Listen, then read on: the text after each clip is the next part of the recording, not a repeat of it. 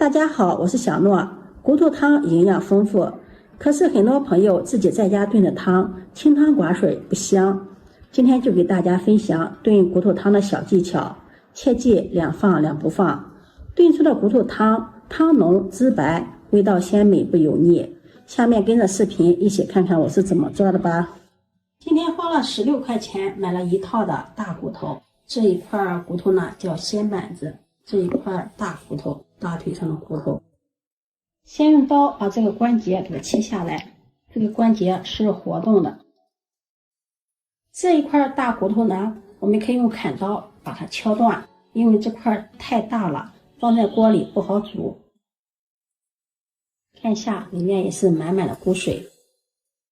然后把骨头放入大盆中，往里面再加入没过骨头的清水，再加入半杯82年的啤酒。啤酒能去腥增香，还能让大骨头的肉质更加的鲜美好吃。再加入一勺小苏打，加入小苏打可以转化肉质，还可以分解大骨头表面的灰尘和杂质。下手抓一抓，抓拌至小苏打溶解，这样抓一抓也抓出了不少的血水。抓匀后把它放在一旁浸泡30分钟。30分钟，骨头泡出了许多的血水，看一下水非常的浑浊。然后把血水倒掉，再用流动的清水把骨头清洗干净，直到清洗的水变得清澈了，这样骨头也清洗干净了。骨头清洗干净了，熬出来的汤才会像牛奶一样白。洗净后控水捞出，直接放入锅中，再加入葱节、姜片，再把剩下的啤酒倒进来代替料酒，再加入清水没过骨头，用勺子搅拌搅拌，开中火给骨头焯水。焯水的时候不要盖锅盖，让腥味更好的挥发。中小火慢慢的焯水，这样大骨头里面的血水会慢慢的渗透出来。如果热水下锅焯水，大骨头遇热，里面的血水就会立刻凝固，血水出不来了。那样炖大骨头怎么炖汤也不会白，而且还会有腥味儿。所以大家要记住，按照我这个方法煲骨头汤，煲出来的汤汁又嫩又白又鲜，好喝无腥味儿。水开后出现许多的浮沫，这也是骨头里面渗出的血水，很腥，用勺子撇干净。水开再煮5分钟，煮的时候还会出现浮沫，这样一直用勺子撇干净。把浮沫撇干净了，然后把骨头控水捞出，再放入盆中，往里面加入温水，把骨头清洗干净，洗去骨头表面残留的浮沫残渣。焯水过的大骨头一定要用温水清洗，如果用凉水清洗，滚烫的骨头遇冷收缩，肉质发柴就不好吃了。洗净后控水捞出，放在漏篮里沥水备用。锅烧热，加入少许的食用油，油热把大骨头放入锅中，把大骨头煸炒一下，这样可以激发出骨头中的香味儿，吃起来口感更香，煲的汤汁也更白。这也是酒店不外传的秘方，有很多朋友可能都不知道。把骨头炒一炒，炒出骨头中的油脂，炒至表皮微黄，再从锅边倒入开水，火候也是开着最大火。水倒入锅中，大家可以明显的看到汤汁变得非常白了，水也开了。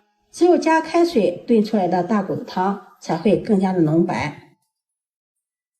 用勺子撇去表面的油沫，这样开大火再煮5分钟。同时把表面的油沫全部给它捞出来，这样炖出来的大骨头汤就不会太油腻了。不介意油脂的也可以不撇。然后把骨头捞出，放入汤锅里。今天做的骨头呢比较多，我选择了汤锅，如果用的骨头少可以选择砂锅。再把汤汁也倒进来，往里面再放入几块姜片。在炖骨头汤的时候有两不放，不放葱和大料，大家一定要记住了。如果加葱了，炖出来的汤汁就会有一股死葱的味道，不好喝。如果加入大料，大料的香味也是非常的浓郁，会掩盖住骨头原本的鲜味。可以适当的加入一点冰糖，炖骨头汤就是要喝原汁原味，其他的料就不要放了。盖上盖子，小火炖1个半小时。接下来准备1只山药，用削皮刀削去外皮，去皮时戴上手套，防止过敏发痒。有很多朋友对山药过敏，现在这个季节正是山药大量上市的季节，平常给家人多吃一些山药，对身体的好处还是很多的。然后再切成滚刀块，切好后把它放入大碗中，往里面加入清水，没过山药，再加入1勺白醋，用筷子搅拌均匀。用白醋浸泡山药可以防止山药氧化变黑，把它浸泡着放在一旁备用。骨头汤炖了有1个半小时了，打开盖子看一下，汤汁现在已经非常白了。再放入切好的山药，用筷子整理一下，让山药完全的浸泡在汤汁里。盖上盖子，中小火再炖15分钟，把山药炖至软面。时间到了，打开盖子，哇，真的是太香了！汤汁浓白，骨头也炖烂了，山药这会儿也炖熟了。下面我们开始调味儿，往里面加入1勺食盐，1勺胡椒粉去腥增香，用勺子搅拌均匀。最后再加入1把清洗干净的枸杞，增加营养，点缀颜色。出锅前再撒上小葱花，这样一道非常好喝的骨头汤就做好了，香气四溢。